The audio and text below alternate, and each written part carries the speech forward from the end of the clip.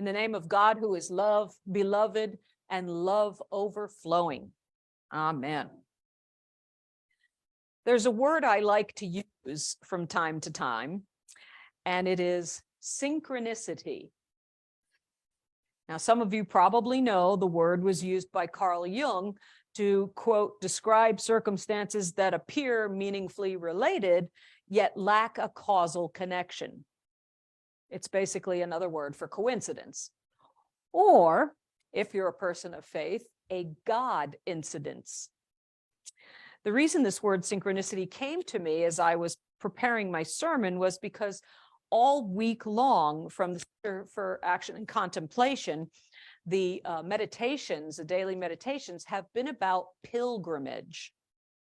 And the more I thought about the woman at the well, the more I began to interpret her journey as, meeting Jesus as a kind of unexpected pilgrimage. So I want to talk about this for a bit. And first of all, I want to just give you a little clarity. What's the difference between a pilgrimage and a vacation? A vacation is a fun time away from all the responsibilities of life, all that we juggle at home or at the office. It's a place where we see new things that we've never seen before. Perhaps you've been to Greece, to the Acropolis, or to the Vatican and seen some beautiful museums or so forth. And actually, although it's supposed to be a time of relaxing, it may not be very relaxing because we're trying to stuff in so many specific places that we're trying to see before we have to leave. And usually a vacation is sometimes in relative luxury. We do care about where we're going to sleep. A vacation can also include delicious food and fun shopping for items that only a particular place is known for. And of course, what's the first thing that comes to my mind? Switzerland, chocolate. Yes, yes. It has the possibility of feeding our intellect while visiting museums and learning or partaking about wonderful culinary delights. And it's usually something that we go on with family and friends, although not necessarily. Sometimes we take a vacation on our own. A pilgrimage may have some similar qualities, but the big difference is that a pilgrimage is a time when we really take a look at our life and our faith. The way Richard Rohr put it this last week was, a pilgrimage is primarily an interior journey enacted exteriorly. In other words, we're going someplace in the hope that we will in some way be transformed by God. And regardless of where we go, something about who we are and what we believe should feel changed by that journey in a way that brings us closer to God. So as a result, pilgrimage isn't really about any kind of luxury per se. In fact, it's usually quite the opposite.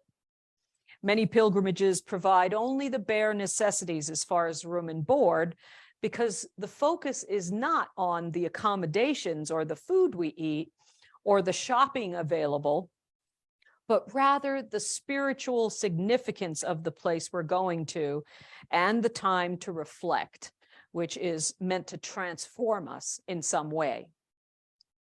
So when I read the daily meditations on pilgrimage this week and I pondered about the Samaritan woman, I was automatically transported back to the time when I went on a pilgrimage to Israel and actually visited the place of Jacob's well, which is housed basically in the basement of a Greek Orthodox church. And although I have 2 photo albums from that pilgrimage, I brought one with me, and it's right under the stained glass window. So after worship, if you want to take a look, I have it open to the page of Jacob's Well. You can take a look at it. The name of the church is Saint Fotini, and that is the name that the Orthodox have given to the Samaritan woman. Apparently, Saint Fotini was a martyr who was tortured and thrown down a well by Nero. So Let's go now to the gospel. The Samaritan woman was apparently married 5 times, as we read in the gospel, and she was currently living with a guy who wasn't her husband. Now, in that day and age, she probably avoided the cooler times of the day to get her water. There's no indoor plumbing. I mean, especially for people who were less wealthy, let's put it that way. I don't know, maybe the Romans figured something out, but your average person did not have indoor plumbing. You had to go to an outside well to get your water. And she couldn't go during the morning hours when it was nice and cool, also keeping her water nice and cool. She had to go during the hottest part of the day because she undoubtedly had a lot of shame from herself, but also from the townswomen. I mean, let's face it, the well was probably the place where all the women hung out and said, oh, there goes that woman, you know. So she went at the hottest part of the day, but all that shame, that burden of self-punishment, in addition to what the townspeople were dishing out to her, was about to change by a coincidence, a God incidence of meeting with an itinerant rabbi named Jesus. And this is why I consider this situation a pilgrimage. The Samaritan woman is going somewhere familiar, but unbeknownst to her, she is going to return a completely transformed person. The metaphor for her spiritual journey is that she is thirsting. On a literal level, we assume for a drink of water. But in the context of the story, if we go just a little bit deeper, she's desperately searching for spiritual healing and spiritual sustenance. You know how when we beat ourselves up or feel shamed by others, we need healing. It weighs on us.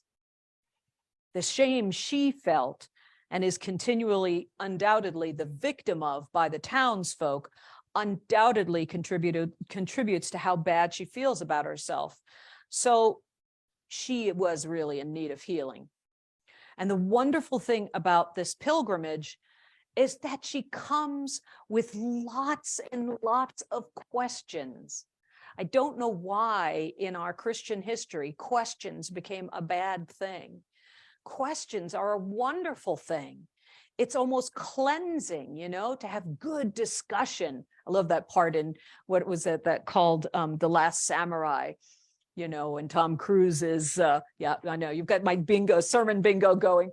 When Tom Cruise is talking with Katsumoto and he says, your people don't like good conversation? No, sometimes we just want quick answers and we want to get on with our day. But it's in the good conversation that all kinds of really juicy information and stuff that helps us grow comes out. So that's what the Samaritan woman came with to this well. She had all these questions, but no one she felt safe enough to be with to ask those questions. And isn't that what church should be about? I mean, let's ask the questions. Why not? You might find that you're not so far off in your beliefs after all, even in spite of whatever theologian said whatever. So there she goes. She goes with all of her questions. She's questioning her life. She's questioning her faith. This is the epitome of pilgrimage. It's when we reflect, you know. Why can't Jews and Samaritans speak with one another? Why can't a man just go and speak with a woman in public? Heavens to Murgatroyd. Yeah. How can I go deeper in my faith? As in receiving living water. Is there any hope for salvation from someone whose ancestry may not stem from certain well-known patriarchs?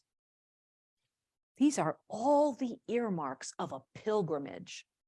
The bottom line is that she is in need of some answers and has a coincidental meeting with just the right person who can heal her, help her feel safe to ask those questions, and lift her up from all that spiritual quandary and shame. So immediately, the message I think we can receive from this story is that those who are thirsting for spiritual sustenance are being called. You know, if we're already thinking about things spiritual, we've already been gotten in touch with. You know, you've got mail, right? You've already been gotten in touch with. Our questions are actually answering. Come unto me, all you who are weary and carrying heavy burdens. I'm sure the Samaritan woman was very weary after years of being ostracized. And again, Jesus says, let anyone who is thirsty come to me, and let the one who believes in me drink. Out of the believer's heart shall flow rivers of living water. And so this should also remind us that, oh, by the way, God will work through anyone or anything or any situation. It ain't just about the people who wear funny clothes. God will speak through the most unlikely of persons. Remember that old saying, out of the mouths of babes? Even a little child can trigger something that makes all kinds of connections in your mind and heart. God will work through anyone. Every person is a channel of God's blessing. So we have to keep our eyes open for messages from literally everyone and every experience. Nothing goes to waste in God's universe. Thankfully, the other message in this passage is that you don't have to go on an expensive pilgrimage to Israel or Assisi. I would love to go to Assisi. And I was very blessed to go to Israel. I still cannot, I mean, I look back on my, in my photo album, still cannot believe that I actually walked the streets of Ramallah, because anything you hear on the news about Israel is always negative, negative, negative. And it was one of the friendliest places I've ever walked. You only have to make the time to reflect on God, on life, on faith, right? What was that saying? The unexamined life. Lent is actually supposed to be the time that we actually make room for reflecting on our life, on our faith, you know, so it doesn't get stale. Because honestly, faith can get stale real quick if you're not continually questioning or looking at it or pondering or opening yourself up to new experiences. So it's a wonderful time for self-reflection and growth. So perhaps you only have the means to travel to a local park. Maybe some of you have such busy lives that you just got to get out of the house, you know. It's okay to just take a walk in your neighborhood, or find some park somewhere. You just never know how God will surprise you. You may find yourself transformed by a kindness done to you, or a kindness you do for somebody else. Something may touch your heart. Someone may touch your heart when you least expect it. And this is also a great reminder. We can be blessed by someone who seemingly may have nothing to offer us. Someone beaten down by life. Someone who is of a different faith, or frankly, no faith at all. You just never know, because again, the energy of God will work through anyone or anything, even a song or a piece of art. All we have to do is be open and willing to do some inside work, some inner reflecting on our life, and ask the questions. After 20 years in the ministry, I've forgotten how many times I've told this story, but when I was a young mom with 2 little boys, and they were both under the age of 6, I remember having a rough morning. I can't remember why. And now it's been a long, long time. But for some reason that day, I woke up on the wrong side of the bed or something, not in a good mood. So in order to cheer myself out, I took the kids out, and we didn't have a whole lot of money, so I went to McDonald's for breakfast. And I went to the counter, ordered our order, and for some reason, the lady at the counter said, "Oh, go on, sit down, I'll bring it to you." I mean, I think I was the only person in the restaurant, as I recall. So we did. And when she delivered our food, she came to the table not only with our food, but a free little Happy Meal toy for my oldest son. And then she stayed with us for a little while and chatted away and was smiling and was so friendly. She completely changed the course of my day. That day, going to McDonald's ended up being a kind of a pilgrimage, where I asked all the important questions I needed to ask, which was, how important really is this thing that I'm so miffed at, that I want to let it spoil the rest of my day? And I was changed. The Samaritan woman had a lot of burdens and a lot of questions on her mind and in her heart. And let's face it, the world is full of people with lots of burdens, people who have been shamed, people who have been told that they don't measure up in some way. There are people who are really seriously worried about finances, world peace. We worry about climate change, the next election, blah, families suffering from various illnesses. There is worry enough to go around several times. And add to that many questions that may cross our mind about our faith. You know, are we all alone on this little blue ball in space? Is there any reason, rhyme or reason or purpose on this planet? Well, we're here in this sacred place, our little sacred shoe store, to drink from the living water that is Christ, so that we too can receive the words we need to hear and be relieved of the burden we carry. Our burdens may still be present, but we'll be given tools to help us cope with them in a way that doesn't continue to weigh on us. You know, we all have our spiritual toolboxes. This is where you come to find out all the different ways we can add to that. We can rely and trust in God's ability to get us through each moment as we pray and breathe in the Spirit of God. As we receive the grace we're offered, let's say even in just communion, we can rest for a moment in the knowledge that somehow, all shall be well if we just continue to take life one step at a time, not thinking 20 years down the road. I mean, I often have to say, Eunice, where are your feet? Oh, it's Sunday today. Why am I thinking about Monday, Tuesday, Wednesday, Thursday, next month and next year? We need those reminders. And then we just have to practice letting go. And it is a spiritual practice. When I say letting go, I mean practicing saying to ourselves things like the Serenity Prayer or a Psalm or some verse from the Bible. That it's a practice. It doesn't just fall on you, boom, I'm not worried anymore. You know, I'd love it if that would happen, really. But the fact is, we have to practice it. We have to preoccupy our minds with something that takes our mind off the worry. And a prayer is a great way to do that.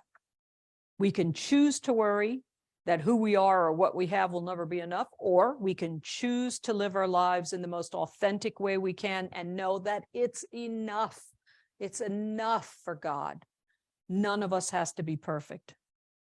And perhaps that's what the Samaritan woman did from the moment she believed in Jesus. Perhaps it wasn't about the doctrinally correct answers as to who Jesus was, but that she decided from that day forward that she could actually fully trust in God's love, in God's forgiveness, and that she had had an experience of God through this person, Jesus. A great truth that has often been repeated in secular circles is that all things actually do pass, and that who we are and how we live to the best of our ability is enough for God. It's enough for God just to love us the way we are. That's a huge relief. And quite frankly, I'm counting on it. Even at my best attempts at something, even when they're not so great, it's still enough for God. Same goes for you. None of us has to be perfect. God knows and loves where our hearts are, and he loves all of us. Then look at all the good that came from that transformed heart, from that Samaritan woman. There is a famous ancient preacher and 5th century archbishop named St. John Chrysostom from Constantinople. And he called the Samaritan woman in the 5th century an apostle. Now, why this was never used as a proof that women can be priests in the Roman Catholic Church, I have no idea. But St. John Chrysostom said the Samaritan woman was an apostle because she returned to her town and by her transformed heart and words transformed the entire town. She was an apostle. So when we are transformed by an encounter of love, no matter how small it is, we don't have to have a lightning bolt experience or a burning bush. It can be something very simple and ordinary. The good news is that transformation that happens in our heart transforms other people. We may never know how. That's none of our business. But we will be able to transform others in this very broken world. So that gives us all a goal to shoot for. In what way are we offering living water to others? In what way do we bring good news to those who have been beaten down by life and worries? Good news and living water has nothing to do with blame or shame, but it has everything to do with lifting others up in all the little ordinary things of life, giving a cup of water to somebody, a smile. It's that easy. St. Fotini went out one day for a drink and came back an apostle, liberated from her worries. Mother Teresa said, we can do no great things. We can only do small things with great love. I wonder what small, ordinary thing each of us is going to do this week that will change the course of another person's life simply because we heard the words of God's unconditional love and acceptance from Jesus in our heart.